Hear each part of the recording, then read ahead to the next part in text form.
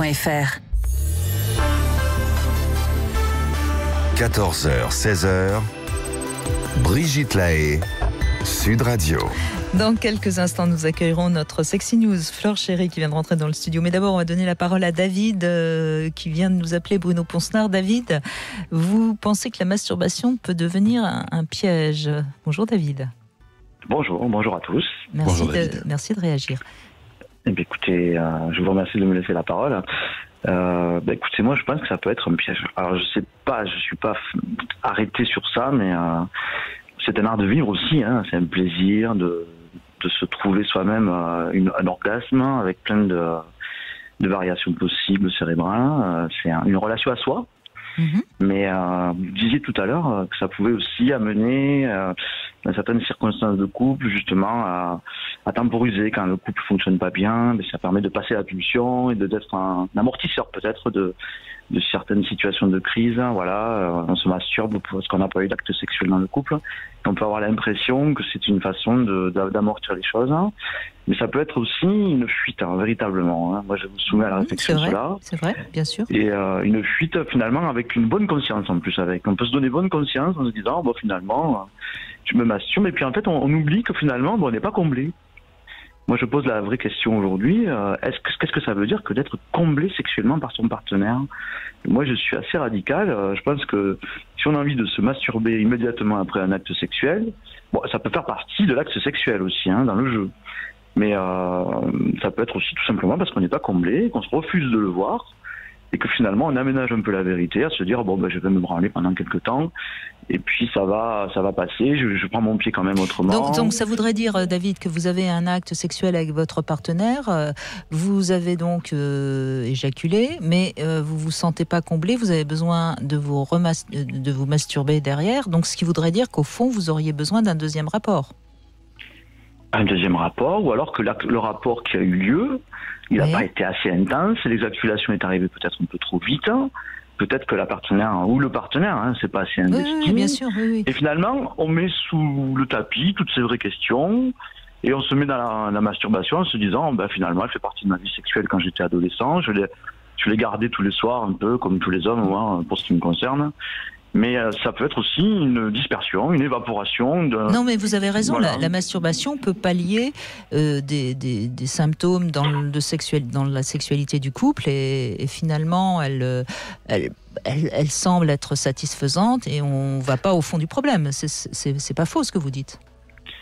Carrément, surtout que garder son énergie sexuelle pour son partenaire, savoir la garder, ça fait partie aussi d'une petite frustration à faire face, et puis d'une confiance à l'autre, se disant, lorsque l'acte aura lieu, je sais que je vais pouvoir la libérer. Alors ça, c'est très tantrique, garder son énergie sexuelle pour son partenaire. Oui.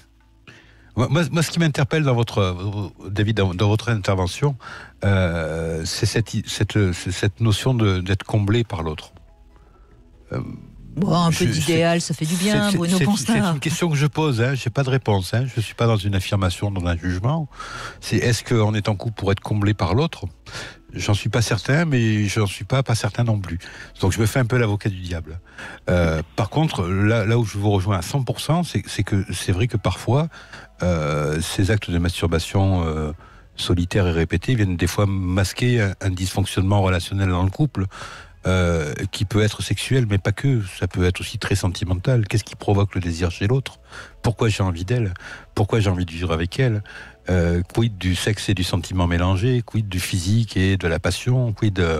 Voilà. Et c'est vrai que par moment, la masturbation peut devenir, quand elle est trop importante chez un individu, elle peut devenir un écueil du couple. Ça, je suis à 100% d'accord avec vous. Moi, je vous livre mon expérience. Allez-y, oui. J'ai masqué pendant des années, à travers cette pratique, des mises au point avec moi-même par rapport à mon hygiène de vie, par exemple. Le soir, quand je rentrais, si j'étais un peu énervé du travail, j'avais pris comme une habitude de me divertir avec ce geste, et j'étais bien d'accord avec, parce que c'est quand même assez pratique, mais en fait ça faisait office d'antidépresseur naturel. Et alors, c'était plutôt bien, non?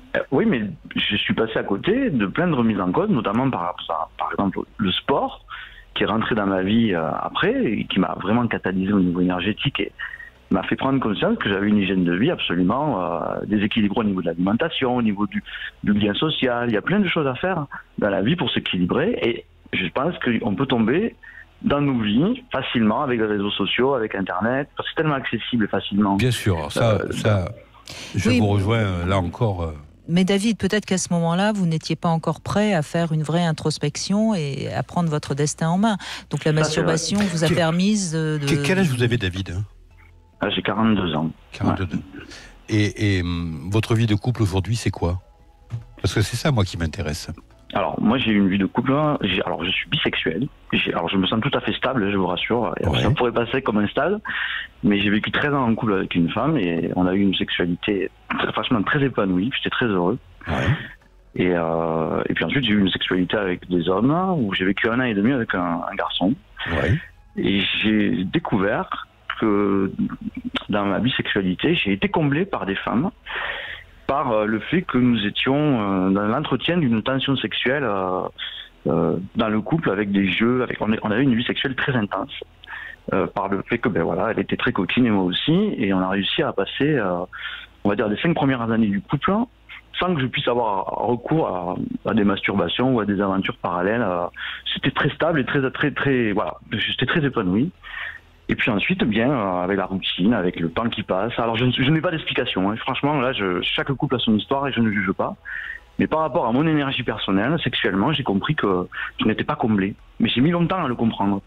Et c'est là que je suis tombé dans le piège un peu de ces masturbations parallèles, où j'en ai souffert parce que finalement, j'ai mis longtemps à quitter ce couple parce que je pensais que ça faisait partie de la vie, que c'était normal, qu'il fallait accepter qu'un couple s'étiole un peu sur ce sujet, qu'on se réinventerait un jour et que ceci et que cela.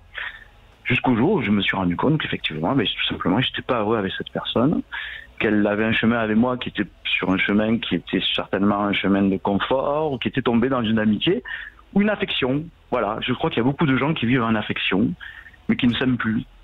C'est terrifiant comme terme, l'affection finalement. Oui, sauf que l'affection, on n'est pas très loin de l'amour quand même. Hein. Alors, chacun a son interprétation, c'est de la sémantique et de valeur, mais... Je me dis que moi, j'ai redécouvert après une passion amoureuse en ayant divorcé. J'ai eu des rencontres avec une autre femme où j'étais vraiment très épris et j'ai eu du mal à comprendre comment on peut aimer quelqu'un pendant des années, essayer de se réinventer sexuellement et puis finalement avec quelqu'un que l'on rencontre comme ça, nouveau, et on se réinvente, on retrouve du goût et on se retrouve tout plein d'énergie comme ça en 1 mois, 2 mois. Et j'ai eu l'expérience aussi avec un garçon où j'ai pu véritablement me rendre compte aussi que j'étais comblé d'une autre façon. Mais comblé, ça veut dire, une fois que vous avez fait l'amour, pendant 3 jours, vous n'en avez plus envie. Et j'ai trouvé ce bonheur-là dans mon existence, alors que j'étais dans un couple extrêmement aimant pendant des années. Oui, mais voyez, vous revenez sur ce terme comblé, hein, David, qui semble être quand même le point d'ancrage de votre témoignage. C'est-à-dire que ce qu'il faut quand même, me semble-t-il, quand je vous entends, David, c'est que pour vous... L'acte sexuel, c'est aller rechercher une sorte de relation comme ça, complètement fusionnelle, idyllique avec l'autre, pour ne faire plus qu'un, quoi. Il y a quelque chose de cet ordre-là. Mais cette sexualité-là, elle est valable dans les moments de passion. Ensuite, quand le couple s'installe, on va être dans une sexualité plaisir, tout à fait riche, intéressante, certes, mais qui sera plus dans cette sorte d'avidité de comment dirais-je, d'appartenir à l'autre ou que l'autre nous appartienne. Et c'est peut-être ça qui pour l'instant chez vous est encore très prégnant. Sûrement, vous avez raison. Mais je me sens vivant. Mais bien sûr, mais bander, c'est vivre, jouir, c'est vivre, que ce soit seul ou accompagné. Après, bien accompagné, mal accompagné, j'en sais rien. Mais en tout cas, on a besoin de vibrer. Mais c'est vrai que cette notion de combler, c'est comme si j'allais exister au travers de l'autre, si vous voulez. Donc, si l'autre m'apporte la jouissance, il va me faire exister. Et je pense...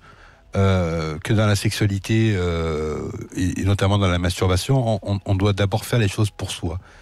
Ça remet pas en question le sentiment amoureux, l'attachement, l'envie de construire quelque chose à 2 ou à 3, dans un mode hétéro ou homo. Ça c'est. Par contre, quand on est en quête de plaisir, on fait d'abord l'amour pour avoir du plaisir soi-même, quoi. Et après, l'autre est un faire-valoir, c'est-à-dire que moi, quand je fais l'amour avec ma compagne, que j'adore par-dessus tout, dans ce moment d'intimité, son regard me valorise. C'est-à-dire que, bien sûr, qu'il y a quelque chose de valorisant. C'est le mot combler qui je trouve peut-être comme si vous manquiez quelque chose. Alors c'est vrai qu'on est toujours dans le manque. Et la pulsion, elle appelle quoi? Le comblement de quelque chose. La pulsion, elle cherche un plaisir, une satisfaction.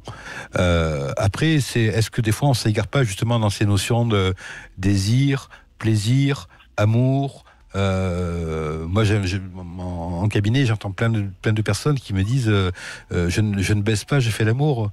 Alors que moi, dans ma façon d'être, je peux baiser en étant amoureux. Vous voyez ce que je veux dire? Donc après, comme vous disiez, c'est un peu de la sémantique, c'est qu'est-ce qu'on y met derrière. Mais le comblement sous-tendrait quand même que moi, face à moi, je sois quand même dans quelque chose d'insatisfaisant.